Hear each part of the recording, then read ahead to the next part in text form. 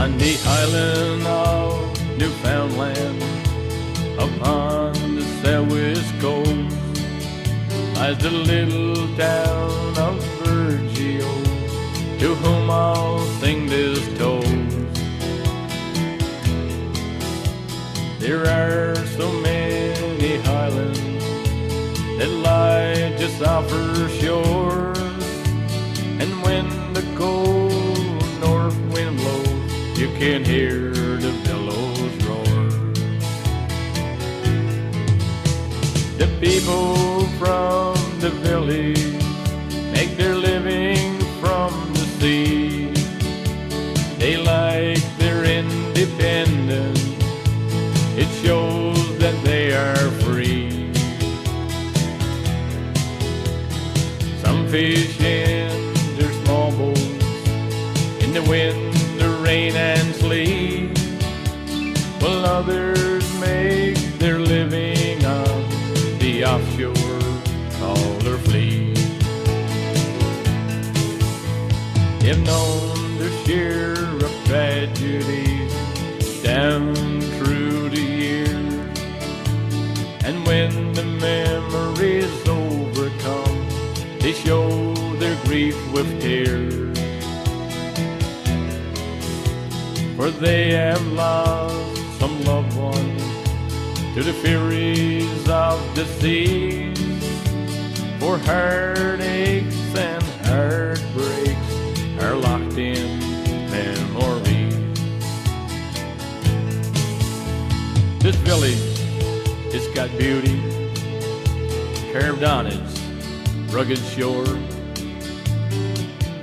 7 miles of pure white sand, who could ask for more? The mountains and the valleys, where the rivers run so fast, and the salmon rise to the sportsman's fly as he makes another cast. Tell the people of this village love their native home, for anyone who goes away most surely will return. Just like that lifelong mystery, the answer you won't know. What makes this rugged village burn so deeply in your soul? What makes this rugged village burn so deeply in your soul? And welcome to This Week in Review. Tonight in our stories we have Olympic torch bearer, Town Council report. Please stay tuned for these stories after this. Try your luck on Wednesday and play TV Bingo sponsored by the Burnett's. Cards are 6 for $5 and can be bought from any member of the Burnett's or in most stores around town. Mr. Gord Ingram came by the studio to talk about his experience in carrying the 2010 Olympic torch. Tonight in our studios, I have Mr. Gord Ingram. On November 13th, Gord had the distinct privilege of carrying the torch for the Vancouver 2010 Olympics. Good evening, Gord. Good evening, Maxine. That must have been a really thrilling experience for you, Gord. Yeah, it was no doubt an opportunity of a lifetime. Moments that you'll never forget. It was just unreal. Just you know, I can get overwhelmed just by talking about it. Oh, yeah, it was excellent. So, how was your name chosen, Gord, to carry the Olympic torch? Well, back in June, July, there was some promotions set at the Foodland level, Foodland store level, through Sobeys, and out of these promotions, that if we met the criteria, that we would get our store nominated to carry the Olympic torch. So by the, I think it was the end of July, first part of August, I'm not quite sure now because time goes fast. Anyway, our store won those criteria. Out of the 30-odd Foodland stores, we won the criterias, and we were nominated to carry the torch. So Sobeys, being connected with Sobeys, that they chose me, a guy from Grand Bank, 2 people from Nova Scotia, and 2 people from IDOF Sobeys. So that's how we got nominated. Okay. What process did you have to go through before you carried the torch? Well, after we got nominated, that was a pretty good honor, just being nominated. And you know, Maxine, even though there was promotions at the store, almost anybody could have went online and went through the process that we went, naturally enough, not at store level, but they could have went under the Cope, Royal Bank, or the Government of Canada. And so what criteria we had to do, I had to write a essay talking about the importance of the green community, the environmental, talking about, you know, have you been involved with volunteer in your town? What have you been involved with, as in, you know, volunteers, doing this, doing that, whatever. So I put the essay together, and in no time that I had back saying that I would be the torchbearer for winning that nomination. Also, I had to get an RCMP check done because there was security that had to check us out, as in taking the torch and whatever. Because I mean, this is a pretty big honor, and it's you know, it's flying this all the way from Greece. So anyway, so they approved that after the RCMP check and the essay contest, and yeah, then I was going to be officially the torchbearer for this area, I guess. Did you have to do a practice run or anything before you done your actual run? We didn't have to do a practice as such. We had, but when we got into St. John's, we had to meet at the College of the North Atlantic. They briefed us there for about 10-15 minutes. We had to tell them what we did to get nominated, and then they talked to us about how the torch was being lit, what the torch was being made of, how it was, you know, how it came to this stage and whatever. And that was about it, I guess, as in the criteria of getting there, you know. But again, like I say, a lot of people knew, but a lot of people probably didn't know. They could have went in, could have went online, and probably would have got nominated as well. I know there was a few people here in town that tried, but they never heard back afterwards. But being only 12,000 runners, that you know, they had to narrow it down somewhere too. Yes, exactly. So what? Where did you have to run from, Gordley? What was the distance? Well, I actually walked, because Okay. you had a choice. You had a choice. You could either run, walk, wheelchair, or you know, anything that you felt comfortable with. Okay. Because they kept saying that it's your moment, and as long as it takes to do it, providing that you didn't sort of crawl, that you could do whatever you wanted. So I carried it 1,200 feet, like I think pretty much every other runner carried it 1,200 feet. So and I had the honor, along with 2 other torchbearers, that we were dropped off by Clinch Crescent, which is the entrance to the hospital. So one runner carried it from the intersection to the hospital. I picked it up at the entrance of the Faculty of Medicine, and then I carried it to the entrance of the main hospital. So I actually carried it around the Janeway, and that was, it was pretty touching. It was not only touching, it was emotional, because of the fact that, you know, you were carrying this torch, and the people that was lined up on the streets was just unreal in St. John's, not only in that area, but right, you know, everywhere the torchbearers were carrying it. So, you know, to carry it in that particular area, knowing that there was so many kids there, so many parents and things like that, was, you know, looking out, trying to see the torch, trying to see the flame and things like that. It was pretty honorable. Yeah. So I can imagine. Did you get any souvenirs from your experience? Yeah, I must say, well, number one, got the torch. Okay. And got the torch. I was, I guess if I could jump back, being the nominee for the to carry the torch, the Vancouver Olympic Committee gave me the uniform, the toque, the red mittens, and I got the souvenir pins, as in the Olympic Games, all the you know, or I'm sorry, the coins for the Olympic Games. we got T-shirts, we got Coke bottles, like little light up Coke bottles. We got flags that we could pass on to family and friends during the run. The official T-shirt, which is pretty proud of, and again, like the torch. This is you know, this is quite the oh, I don't know, quite the momentum, I guess. Yes. To purchase this, you could only purchase it if you were being a torchbearer.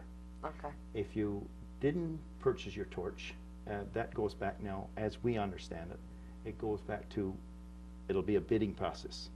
Like say if there's 2,000 torches, or if there's 200 torches left over, then it'll be a bidding process to see who will get these. That's how I understand it. But this one was purchased by Coke for me, Coke True Sovies. For me, it's a $350 item, $400, that was be tax and everything. But anyway, I didn't have to pay anything for anything that I had given me, and it's quite an honor to hold it, and it's quite an honor to carry it around, and it'll always be you know, part of us, and something that you can certainly pass on down to, you know, to your own family, right? So Oh, very yeah, good. that's and also in souvenirs, what we did, we were given a lot of the Olympic pins Okay. that we passed out on the run. Now a lot of these I've got left because there's going to be an event planned in Burgeo, as I understand it. So we'll be giving out some of these pins through the organization that's going to be doing it. But anyway, there's 2 there for you, Oh, thank you so and much. that you can have. Okay, thank you. Anything else, Gord, you'd like to add? No, it's just that when we were getting the run, like the organization was just unreal. They picked us up at the, like I said, they briefed us at the College of North Atlantic. They picked us up in a shuttle bus. They took, I was in well, we were 2 different teams, but the actual one that I was in was number 70 to 105. I was number 96.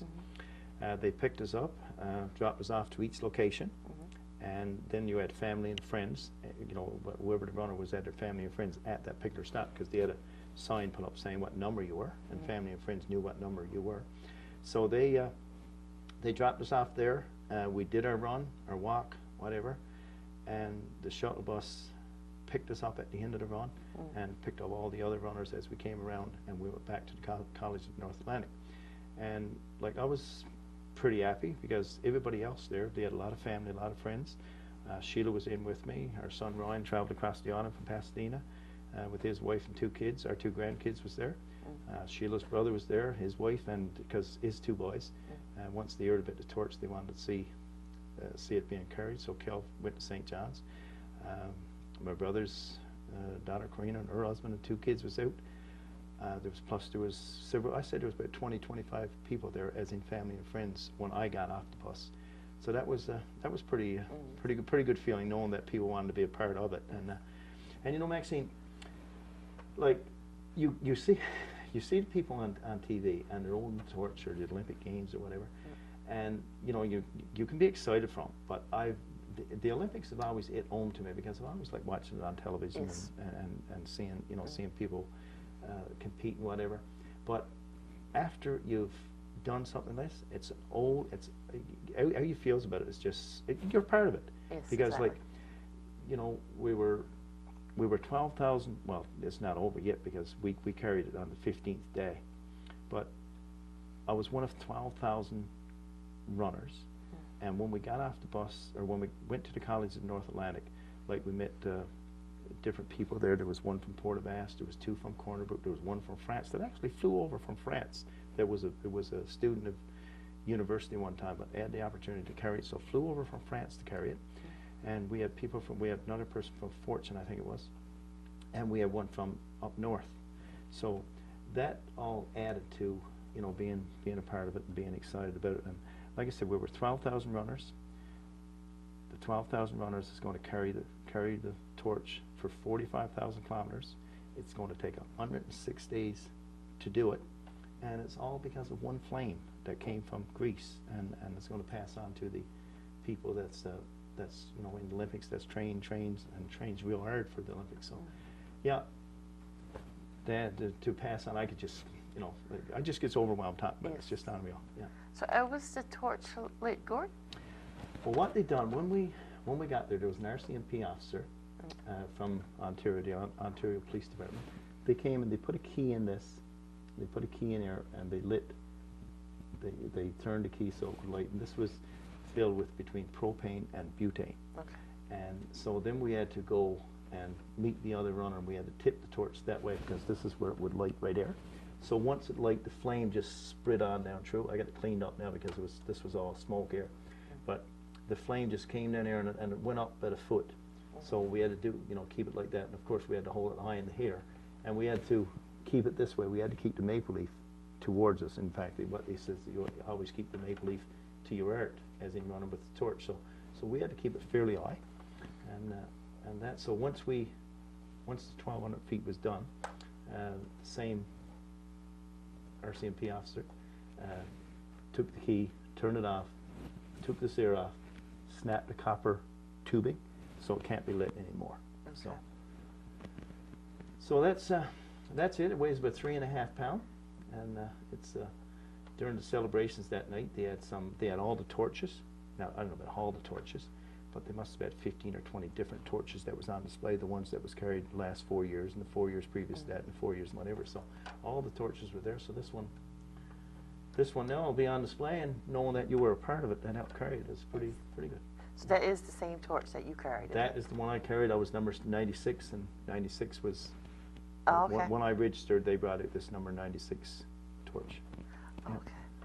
So And you brought me down a video to show how to run, so I'm going to show that now after this interview. okay, well, hopefully it'll come out, and then hopefully that the people will get the feel for it, because I like there's been a lot of people mention it to us about the run. How do you enjoy it and whatever. And a lot of the kids, I've had several kids call the store and call out, say, can I come see the torch or whatever. So I think we're going to make arrangements to have it on display in Foodland on Monday.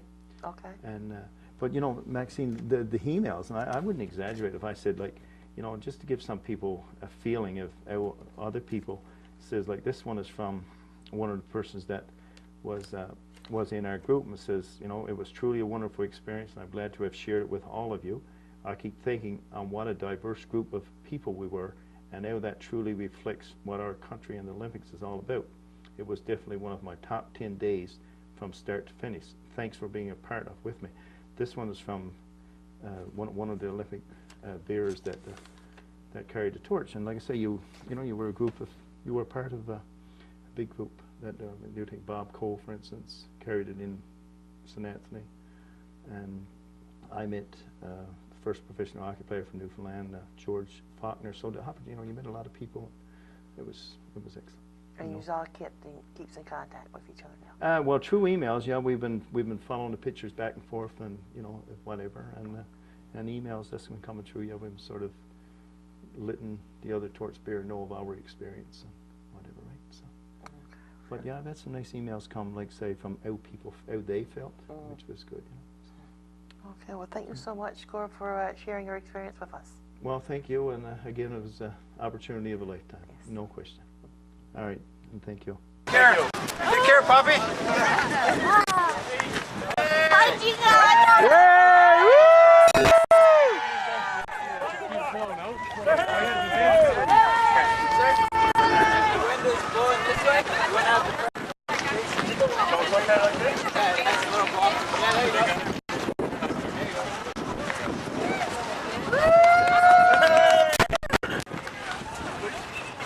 We'll be working for NTV after this. Hey! Hey!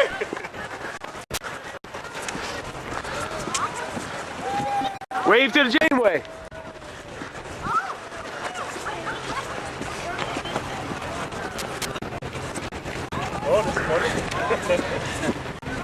Is it hot? Lily, you want to touch your puppy?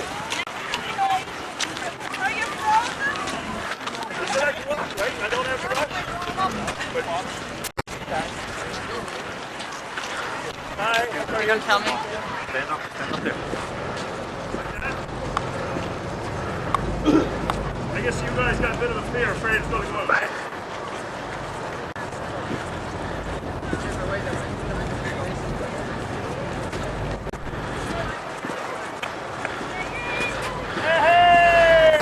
like you're walking with the Secret Service.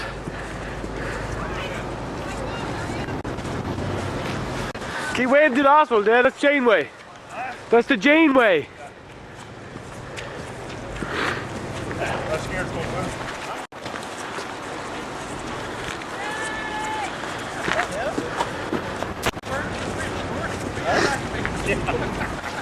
Brandon, did you get a picture? Or did you get a pin? And should we give you some pins? So where's Jesse Hitchens? Somebody on pin? Steve? That's the info there. Change up at the crosswalk. Can I just backtrack for a few minutes? Keep waiting to the hospital. The kids are in there. Sick kids are in there.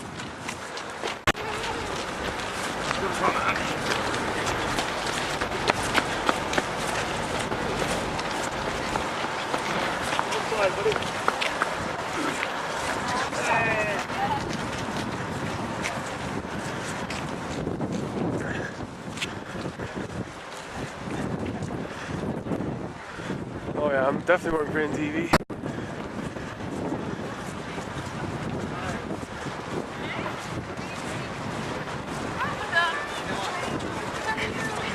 When you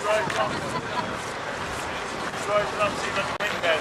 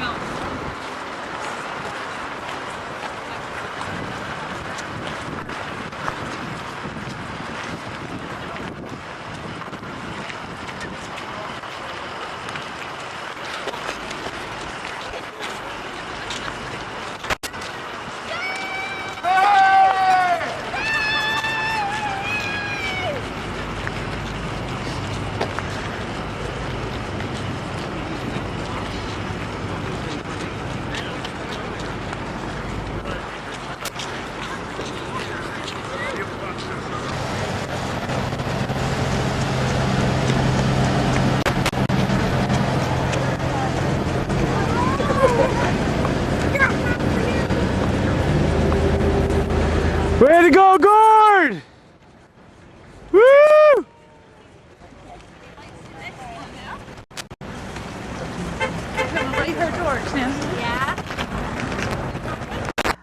On November 26, Jimmy, Steve, and Irene Marsden will be celebrating a milestone.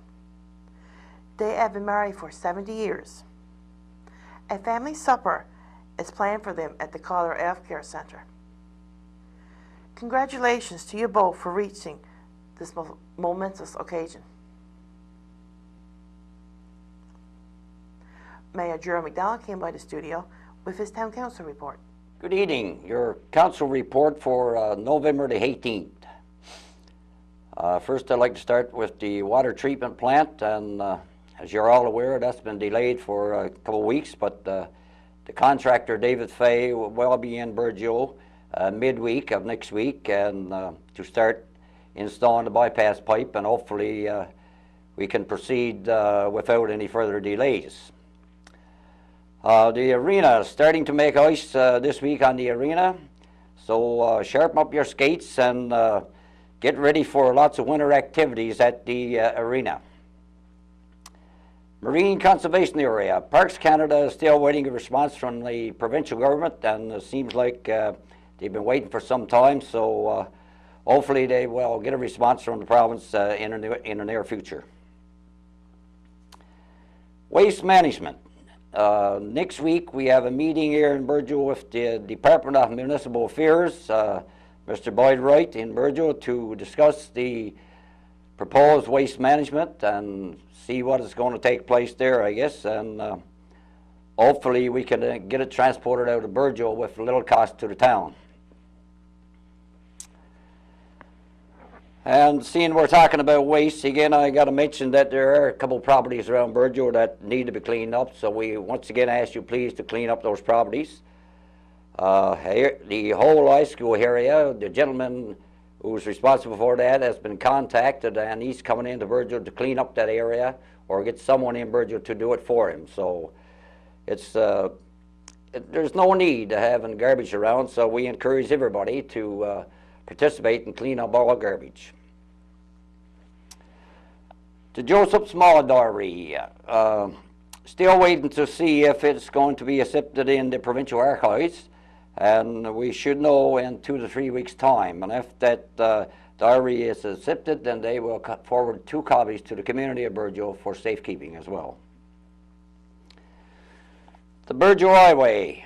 We had a meeting with Department of Transportation on November 10th here in Burgeo, and there will be no contractor at the Peter Strides site this winter, but there will be an extra person already in Burgeo, and the equipment will be on the road 7 days a week from 5 a.m. in the morning to 10 p.m. at night. Now, that's longer hours than we had in the past, so this situation will be monitored over the winter, and we'll certainly keep an eye on it and see if this is going to do the job. And we're also told that if needed, extra equipment will come from the Steel Mountain area. So we'll monitor that, and if need improvements, we'll certainly be going looking for them. The Long Range Regional Economic Development Board sent me an invitation to attend their annual meeting in Stephenville on November 24th. And at this meeting, they will give their year-end report and their plans for 2010. So I decided to go to that meeting and see what's been happening with the development board, because they've been in place now for some time. And I'd like to see what they've accomplished over the years and why can't they accomplish some of those things in Burgeo. So I will be attending this meeting, and it'll be no cost to the town. The Remembrance Day Assembly that was at the school on November 10th, I was invited to attend that, which I did. And I was really impressed with the students and the teachers and staff, how things were organized. I was really amazed with the grade 1s, I guess kindergartens and 2s. They all proceeded to the gym in single file and very quiet manner. And the Remembrance service lasted an hour over there at the school, and they done an excellent job. I got to commend them for that, and the principal, teachers, staff, and volunteers, excellent work. And the Remembrance Day at the church on November 11th, I also attended that, and I was really impressed with the Sea Cadets and the organizations that came out and took part in that event. As you're aware, it's something that we should never forget, and we have to each year come out and remember those who gave their lives and sacrificed for us, and we always got to appreciate, because we'll always be in debt to those people. And while at the school, the kindergartens, grade 1s sang a song, "It's a Small World," and I thought about it and just reflect back to 9/11. It's just across the water. It's no distance, so we must always keep our guard up and never let it down. The Federation of Municipalities held a convention in Gander last week, and we did not send any delegates to that convention. But there was a resolution passed at that convention to reject the NAFO amendments, and this is asking the federal government to reject the NAFO amendments. And it was passed to the convention by 650 delegates that were there. They also forwarded the town of Burgeo a copy of that resolution, which council voted and rejected the NAFO amendments as well. So we will forward that copy of that resolution to the federal government as well. The Department of Transportation is going to widen the road going to the Government Wharf area, and this is by Mr. Hubert Skinner's house. As you notice, the road is very narrow there, and there's a lot of heavy traffic going back and forth, and they decided to widen that road in that area. Now, as you're all aware, I guess the Santa Claus Parade is closely approaching, and at this time I would like to encourage all business and organizations to get involved, participate in some way with a float or whatever you can do to make our Santa Claus Parade a success again this year, and bring a little Christmas spirit for the kids in our town. I also want to say at this time congratulations to Mr. Gordon Ingram. He was selected to carry the Olympic torch, and it's great when you see somebody from a little small community like Burgeo selected to carry that torch, because as you're aware, it's a world thing. And the Olympic Games will take place in BC in 2010. So once again, Gord, congratulations and good luck. I also want to say congratulations to Reverend Colburn on her ordination, and we hope she has an enjoyable stay here in this community. Council would like to take this opportunity as well to welcome all new residents to our town and hope they have an enjoyable stay. And if they have any concerns or questions, just drop by to the town office and the staff will certainly help you in any way they can. Invoices were paid in the amount of $384,166.19. And that's it for your council report. Any questions or concerns about this report, feel free to give me a call or call the town office or any councillor. And until the next time, good night and may God bless. This concludes our program for tonight. Thank you for watching. Good night.